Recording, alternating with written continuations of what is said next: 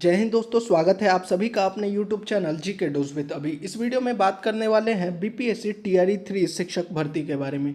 TGT और PGT के जितने भी अभ्यर्थी रोस्टर का इंतजार कर रहे थे तो रोस्टर अब जारी कर दिया गया है। और रोस्टर में सबसे अच्छी बात यह है कि आपकी सीटों में जो है वह बढ़ोतरी हुई है। टीजीटी और पीजीटी दोनों की सीटों में बढ़ोतरी हुई है। लेकिन एक प्रश्न जो है, जो सीटों का डिस्ट्रीब्यूशन हुआ है, यूआर कैटेगरी हो, ईडब्ल्यूएस हो, ईबीसी, एससी, एसटी, उसको लेकर जो है अभ्यर्थी लगातार जो है प्रश्न कर रहे हैं कि किस वर्ग की कितनी सीटें बढ़ी हैं। तो यहाँ पर जो है आपका 40 अंक पर, कुछ कैटेगरी में जो है 40 अंक यानी न्यूनतम अर्हतांक पर भी सिलेक्शन हो जाएगा। लेकिन कुछ कैटेगरी का जो है रोस्टर जारी होने के बाद नुकसान भी हो रहा है। क्या है पूरी जानकारी, चलिए इस वीडियो में देख लेते हैं। तो आपका जो रोस्टर आया है उसको देखते हैं। तो देखिए, बीपीएससी टीआरई 3, टीजीटी और पीजीटी का जो रोस्टर है उसको देख। टीजीटी की जो पहले सीटें थी वह थी 16,970। अब कितनी सीटें हैं? 19,597 सीट, यानी कुल मिलाकर देखा जाए तो 2627 सीट बढ़ी है। ये आपके लिए अच्छी खबर है कि 2627 सीट। टोटल विषय कितना है? 15। अब जो न्यू रोस्टर, जो रोस्टर में परिवर्तन किया जाना था, वह क्या किया जाना था और कितना सीट किस में है उसको देखिए। पहले जो आपका रोस्टर था वो 65% के हिसाब से था। अब जो है 50% के हिसाब से आपको रोस्टर बनाना था। यानी यूआर की कितनी सीटें होनी चाहिए थी? 40%। तो अगर 19,597 का 40% देखा जाएगा तो 7,838 होगा। लेकिन अभी कितनी सीटें हैं? 7,918। यहाँ पर एक चीज़ और मैं बता दूँ, जब सीटों का कैलकुलेशन होता है तो वो एग्जैक्ट परसेंटेज नहीं होता है। 40 की जगह 39 भी हो सकता है, 41 भी हो सकता है, 38 भी हो सकता है, लेकिन 1-2% ऊपर नीचे होता है। तो यहाँ पर देखिए 7,838 होना था, जो कि 7,918, यानी इतना सीट ऊपर नीचे होता है। लेकिन ईडब्ल्यूएस का जो 10% सीट है, यानी कि कुल कितना होना चाहिए था? 1959 सीट होना चाहिए था। लेकिन जो रोस्टर आया उसमें कितना सीट है? सिर्फ 1,069, यानी कि यहाँ पे लगभग 50% सीट जो है ईडब्ल्यूएस का कट गया है। अभी इसी को लेकर जो पहले भी आपने देखा होगा, पीआरटी और 6 to 8 में भी ईडब्ल्यूएस की सीटों में जो है कमी हुई थी और यहाँ पर भी कमी हो रही है। वहीं ईबीसी का जो 18% सीट है, कितना होना चाहिए था? 3,527, और अभी कितना है? 3,596, यानी ईबीसी का तो ठीक ठाक है। बीसी कैटेगरी का 12% सीट होना चाहिए था, यानी कितना होना चाहिए था? 12% अगर 19,597 का निकालिएगा तो 2,351 सीट होना चाहिए था। लेकिन बीसी का कितना टीजीटी में सीट है?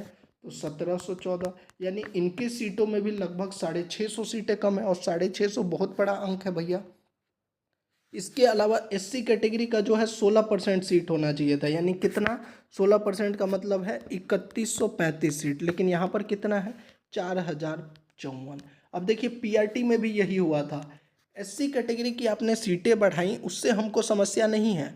लेकिन समस्या ये है कि इस कैटेगरी में सीटें बढ़ने से क्या हो जाता है, आपने देखा होगा 39 एससी का कट ऑफ गया था, 39 मेल का और फीमेल का, और उसमें भी सीटें खाली रह गई। इस बार भी अब यही होने वाला है, चाहे टीजीटी हो या पीजीटी हो, सिलेक्शन हो जाएगा। बहुत से सब्जेक्ट में जो है 40 नंबर पर सिलेक्शन हो जाएगा, लेकिन 40 नंबर पर सिलेक्शन होने के बाद भी सीटें खाली रह जाएंगी। इसीलिए मैंने आपको बोला कि सीटों में बढ़ोतरी तो हो गई है, जिससे कुछ आरक्षित वर्ग का मिनिमम जो न्यूनतम अर्हतांक है उस पर सिलेक्शन हो जाएगा। लेकिन जैसे यहाँ पर बीसी का 600 सीट, 650 कम हो गया, इनके कट ऑफ में +1 या 2 हो जाएगा।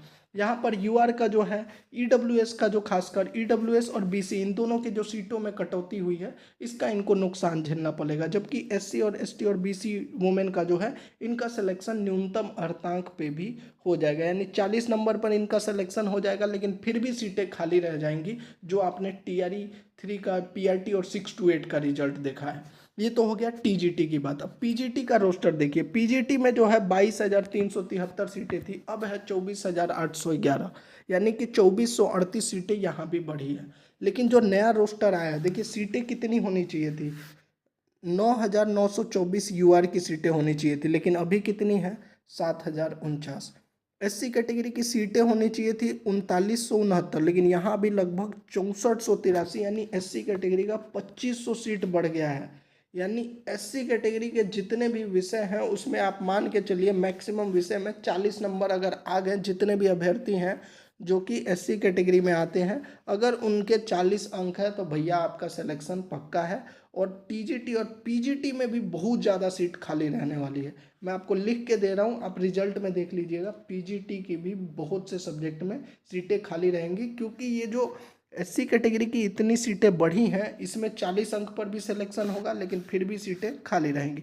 एसटी का सीट होना चाहिए था 248 और कितना सीट है 484।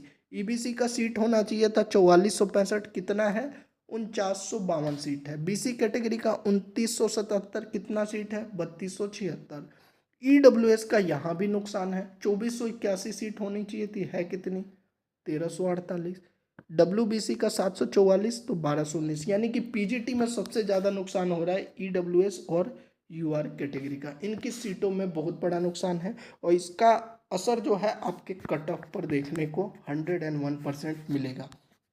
तो जो मैंने आपको बताया कौन कौन सी कैटेगरी का, खासकर जो है टीजीटी और पीजीटी की अगर आप बात कीजिएगा तो टीजीटी और पीजीटी में जो है एससी कैटेगरी का जो है मैक्सिमम विषयों में जो है 40 के आसपास ही कट ऑफ रहने वाला है। बाकी ईडब्ल्यूएस में जो है आपके जितने भी विषय हैं उसमें आप +2 मान के चलिए, आपके जितने अंक आ रहे हैं उससे +2 आपका कट ऑफ जा सकता है, क्योंकि सीटों का जो डिस्ट्रीब्यूशन हुआ है 10 12 50 सीट ऊपर नीचे होता है, लेकिन यहाँ पर लगभग 50% सीटें ऊपर नीचे हो रहा है। इसको लेकर अभ्यर्थी भी लगातार अभी कमेंट कर रहे हैं जब से ये जानकारी निकल कर सामने है। और जानकारी कहाँ से निकल कर सामने है तो न्यूज़ 18 के माध्यम से। हालांकि अभी यह क्लियर नहीं है कि किस विषय में कितनी सीटें कम हुई हैं या बढ़ी हैं। जैसे ही उसका डिटेल आ जाएगा तो उस पर भी आपको जानकारी प्रोवाइड करवा देंगे। तो ये थी पूरी जानकारी। लाइव आने के बाद जो है सभी विषयों के कट ऑफ पर भी बात करेंगे। अभी के लिए ये जानकारी अगर आपको अच्छी लगी हो तो चैनल को जरूर सब्सक्राइब कर दीजिए। अगर आपका कोई प्रश्न है तो कमेंट बॉक्स में पूछ सकते हैं। जय हिंद।